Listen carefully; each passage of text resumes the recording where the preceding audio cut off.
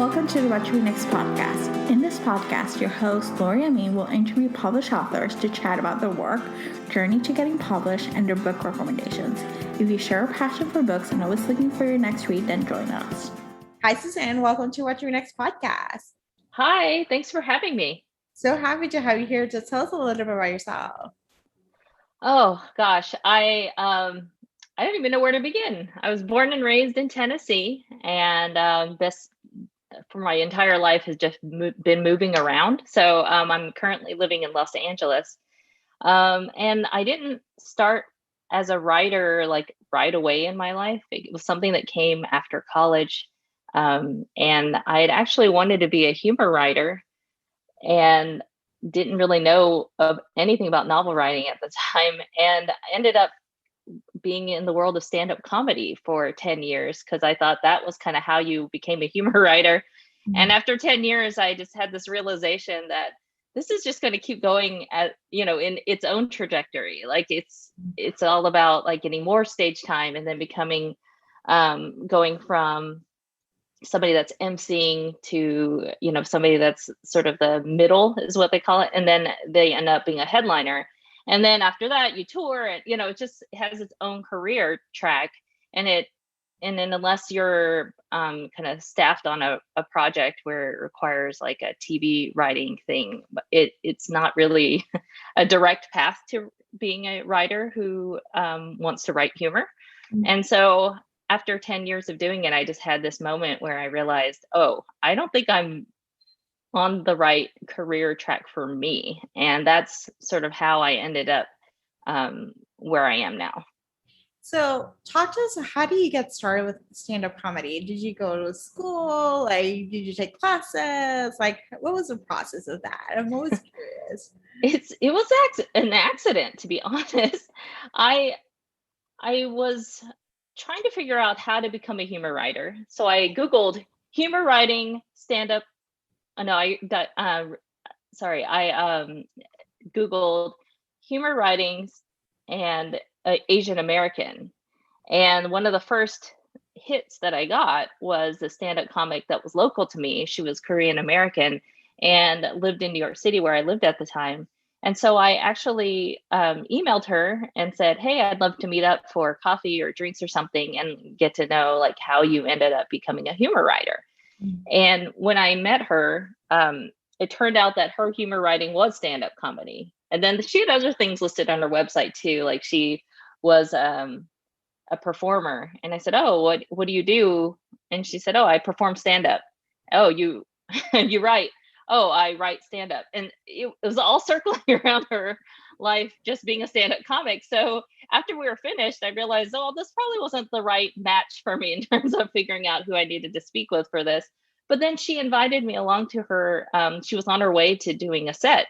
And I said, okay, well, yeah, I got nothing to do. I'll come tag along. And she performed, and it was amazing because she did a 5-minute set. And it was all about her being a Korean American living in a small city in Seattle. And I could completely relate to her, on stage, like stories and her punchlines, everything she said that came out of her mouth, I could relate to. And so could the audience. And that was the first time that I realized, both Asians and non-Asians appreciate her storytelling. And that's sort of how I ended up doing stand-up comedy. I ended up not actually going a traditional path either. She had invited me later on to be on one of her shows and said, why don't you just try it out? And usually you start off in the open mic circuit. But I kind of jumped past that and then kind of went back to the open mic circuit because I felt like that was something I still needed to get used to, the dead silence with other comics staring at you. And then them sort of, it's like a rite of passage when they, laugh at your jokes and, like you've got a funny joke. So I did need to get that validation. But that was later on. But when I was on her show, I performed 5 minutes. There's a whole nightmare attached to that because I didn't actually know I was booked. I thought she was inviting me to the show. But then she actually was like, oh no, you're on the show. And that was like the day before. And it was like the worst. It was like one of those bad dreams you have where you luckily can wake up from and like, oh, I'm glad that was just a dream. This was actually a real life thing where I was supposed to perform 5 minutes of stand-up comedy with one day of preparation, with a total misunderstanding of what the situation was. But it went over well. It was funny because after I finished, I was like, well, I'm not doing that ever again. And I'm leaving the comedy club, and a stand-up comic he was just really seasoned and he was a regular there. He was at the bar and he's like, hey, can I talk to you for a second? I saw your whole set. Is this your first time? And I was like, could you tell? And he actually said, you have something there. You have really good stories. You just actually need jokes. But that was good feedback because I was just making people laugh through like the setup and whatever, and just telling stories on stage because I didn't really have time to do anything else. But he had said like, oh, you've got something there. So that with that encouragement, I was able to continue performing and feel like I could do it. And I'm glad I did stand-up comedy before I did actually novel writing. I think it was a good foundation, good practice. And it also gave me a thick skin when it comes to feedback and things that I don't take things personally. I may have 10 years ago, but not so much now. So talk to us about the transition to novel writing, because you're writing YA, you're writing romance. Like, were you a reader? Were you a writer? Like, did you read craft books? Like, what was the transition to start writing novels? So when I had that realization that I needed to transition away from stand-up comedy, I ended up just taking a lot of writing classes. And I think that actually, through picking the wrong type of classes for me, it kind of ended up having me lead to where I ended up now. So I took memoir classes, I took personal essays. I was sort of in the world of nonfiction, mainly because my stand-up was all about my real life and observations and things. So it was kind of a natural transition to me, for me. And then when I moved here to LA, I ended up taking some classes at UCLA Extension for script writing. And again, I didn't know what I was doing either then. And it was through just these exercises and writing projects and things that I kind of ended up figuring out that maybe fiction was something that I should also explore. It also came because the first book, quote unquote, that I finished was a collection of personal essays. And that was sort of a project that had started from one of my first classes. And it was that I started querying that, and I was getting good feedback from agents, but they had told me that, first of all, it's hard to sell personal essays now, and that was a few years ago, because there is just not the right market for it anymore. It had a big boom, and then it kind of tapered off pretty quickly.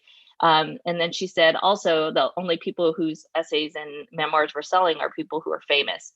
And so she said, so I just realized at that point I could either switch to fiction writing or try to figure out how to be famous.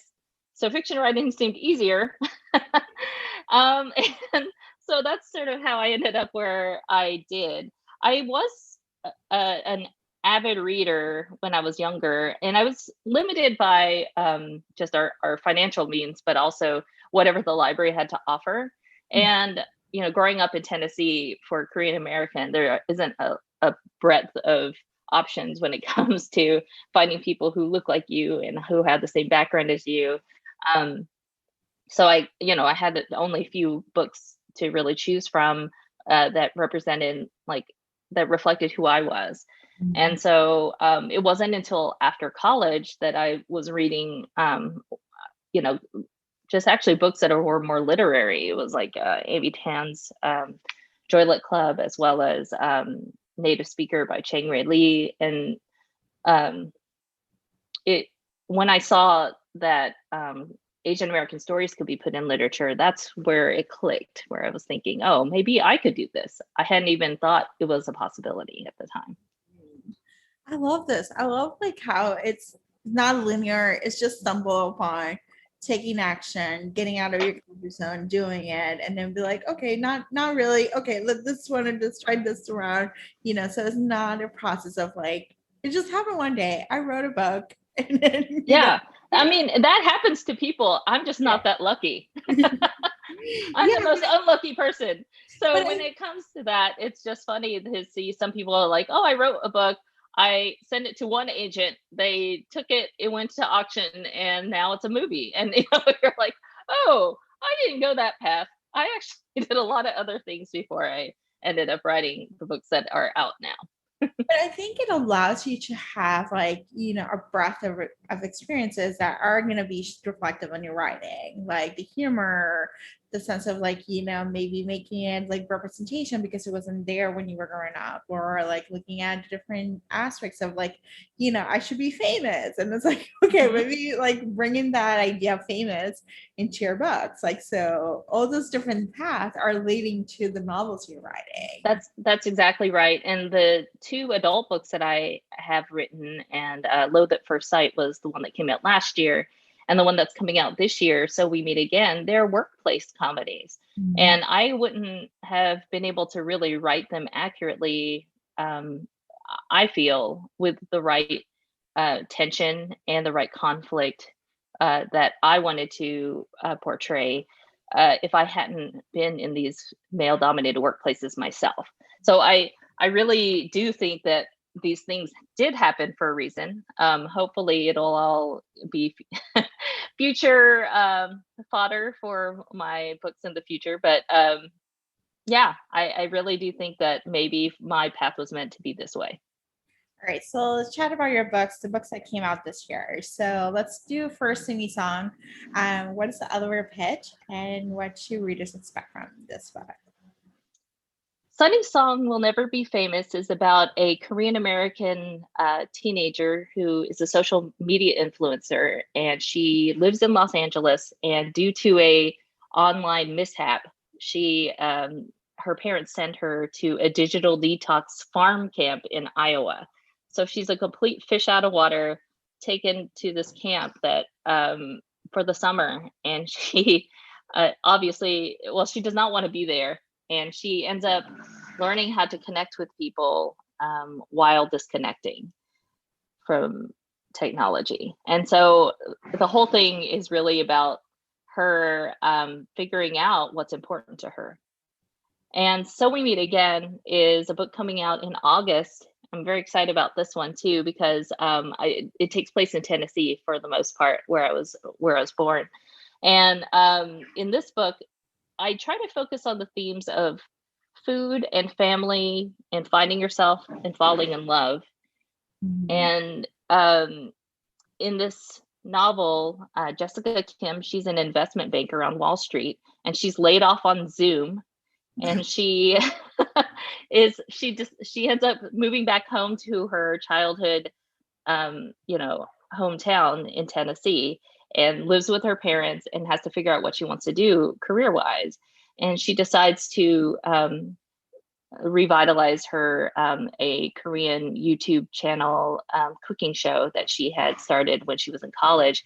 And it's a channel that is about meal hacks, where they take meal kits and then they hack them to make them more Koreanized.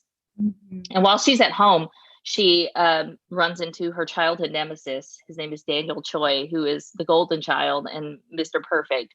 And she realizes as she gets to know him that he's actually doesn't have the perfect life that she thought. And so this book both books are written in the quarantine. So at the beginning of the quarantine and through the entire year last year. And they do have themes that are kind of reflected back into the book that kind of show what certain aspects of the quarantine life were like, especially So We Meet Again, where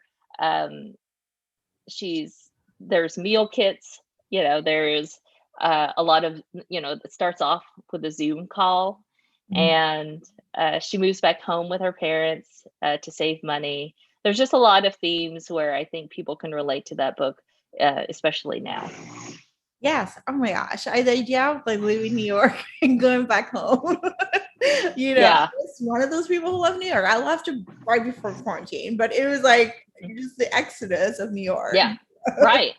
And she has to give us this fancy apartment. She had just upgraded it. Yeah. And then has to end up losing her deposit, everything, to go home. She has to figure out how to even be an adult in her childhood home.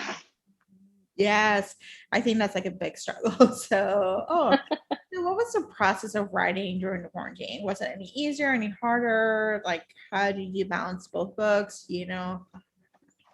Oh, I had trouble at the very beginning. Most people, I just didn't have. I wasn't able to tap into the creative energy the first maybe month and a half.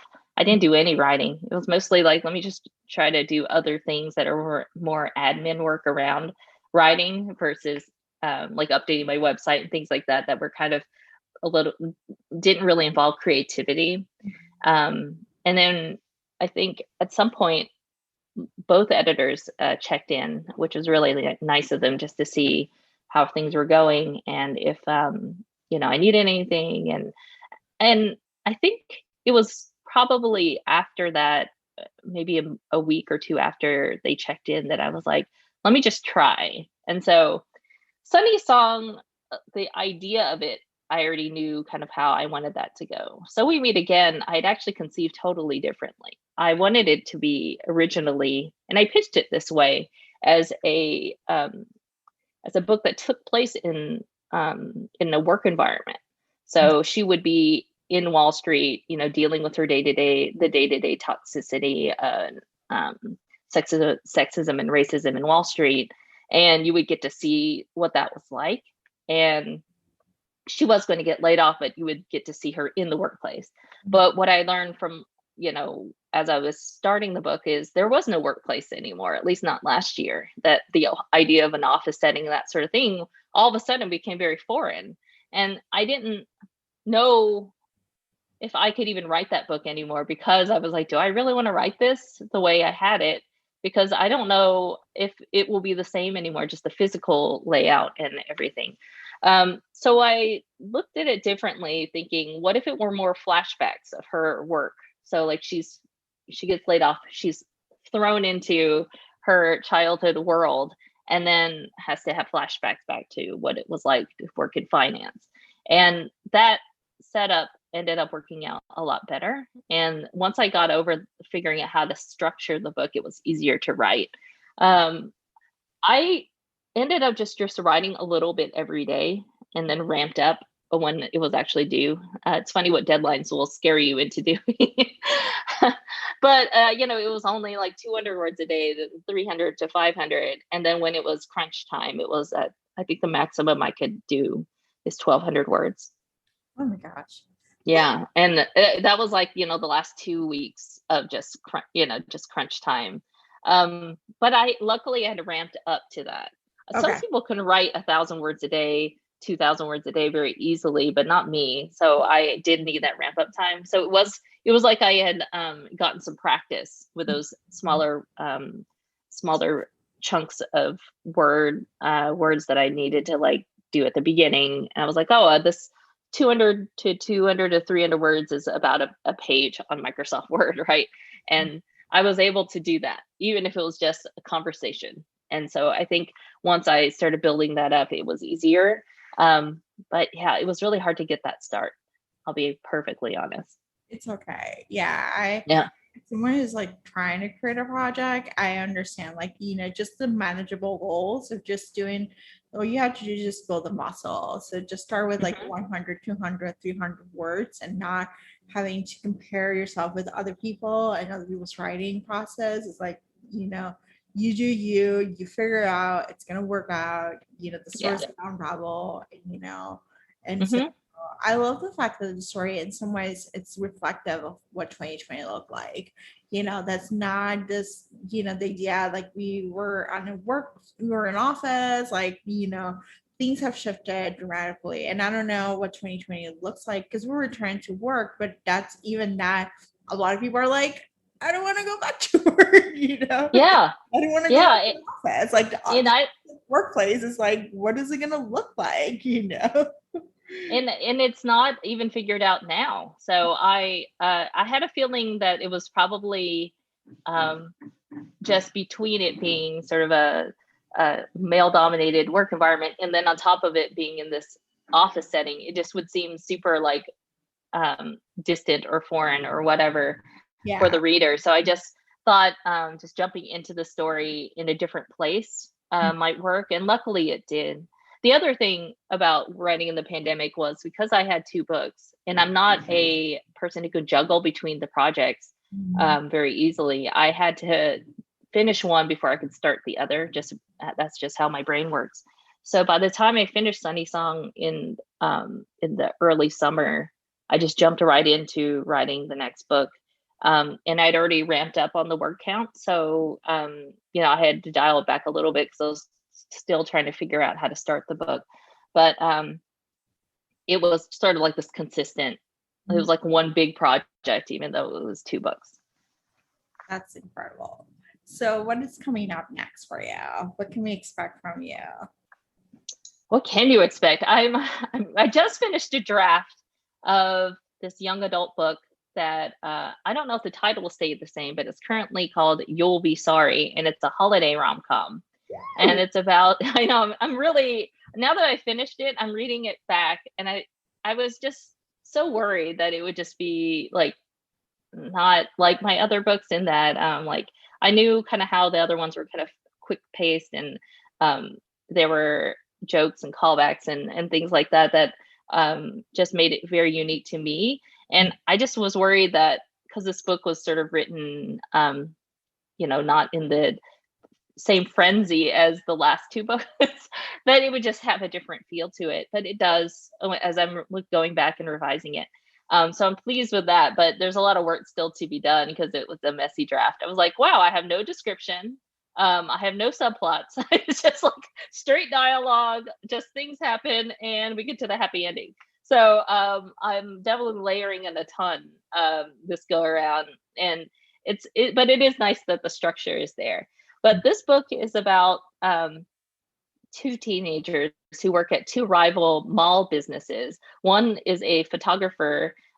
She's Korean American. She's a photographer at Santa's Village, and her rival is a guy, Peter Lee. He's Chinese American, and he works at a virtual reality North Pole, extravaganza. And they have very different businesses, right? And they find out that the mall is going to be closed. So they have to band together to save the mall. The other kind of complication is that their parents also work at the mall. They both have restaurants in the food court, Chinese and a Korean restaurant, and they are mortal enemies. And so just to get everybody on board to try to save them all together is a huge task. And it's not going to be easy for the main character to kind of get things going. So it's been a lot of fun to write. And it is weird, though, to write about the holiday season while it's summer. I think that's the biggest part that's hard for me, is like I can't wrap my head around what like winter is like right now. So that's another thing I have to layer in. I was gonna say, are you listening to Christmas music or like watching Hallmark movies? Get in the holiday spirit. Luckily, I'm reading a book right now that seems to be kind of in colder weather, so I have to remember. Oh yeah, they'll be wearing jackets and coats, and that also can be some of the description. And so I think I'm finally kind of getting to that point where I can layer in some of the secondary, like these details that signal that it's winter time. And then also I have a new scene that I thought of course, like after I've written the draft, of like, oh, I should add the scene because it's a funny, like holiday related scene that it can be kind of like a standalone thing, but it still moves the plot forward. So I'm excited to write that. I just have to figure out where it should best be placed. Oh, this is so exciting. So what has been a couple of books that you recommend our listeners to pick up, like you have read or have heard about or anything related? Yeah, I've been lucky enough that I had this like good reading like experience where I was able to read just a bunch of books in a row. And, I'm a start and stopper when it comes to reading. Sometimes I just don't read for like a few days to weeks, and then other times I can binge it. And so I just had this huge binging session a few weeks ago. So I read Christina Lauren's Soulmate Equation and just loved the nerdiness of it. They're chemistry jokes. It's like hilarious to me. And it's just a wonderful story. Emily Henry's People We Meet on Vacation. I tore through that in less than a weekend. It was like a day and a half. And I'm a slow reader, so just for being able to plow through it it's great. And it's full of banter, and it's very lighthearted. And I really thought that was a great read. I was lucky enough to read Helen Huang's recent, the book that's coming out, The Heart Principle. It's different than her others in that it has just a different feel to it, but it's still just a wonderful book. And I know readers are going to love it. And I'm so lucky to have gotten that early read. And finished The Rehearsals by Annette Christie. That's coming out actually next month. And that is a time loop love story. It's a lot of fun too. And I'm currently reading Alexa Martin's Mom Jeans and Other Mistakes. The title alone is hilarious, but the first chapter just really pulled me in. It's about two childhood friends who end up later in life moving in together after a series of life events kind of thrust them together. But they're good, really good friends. So it's neat to see like how friends and friendships evolve over like from childhood to current adulthood. But most importantly, I was just recently going through this disaster of a housing hunt, and the opening chapter starts with them signing leases and stuff, and I was like, oh my god, I can relate to this book. So she's a super voicey, fun writer, and I just really took to it. So I'm currently reading that now, but I don't know if I could put it down, but I need to because I need to finish these revisions. Oh my gosh, I love when that happens. You're like, oh my gosh, I found a book that I can relate, that is like remind me of what my life is right now, and yet I have like other life responsibilities that I need to work on. Yeah, it's a real testament to the ability of these authors to write such compelling books. I like don't want to put any of them down.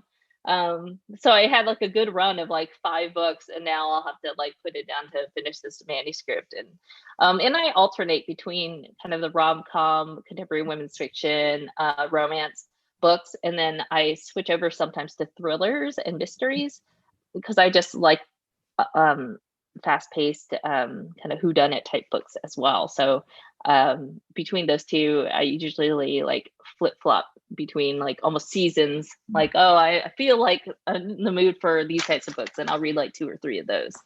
Yes, I'm the same way. Right now I'm a thriller binge, and I've been like, and there's like so many good thrillers coming out that I'm like, I'm enjoying this like whodunit murder, just like let's figure it out, like mindfuck, as opposed to be like, okay, let's think about like happy ever after endings.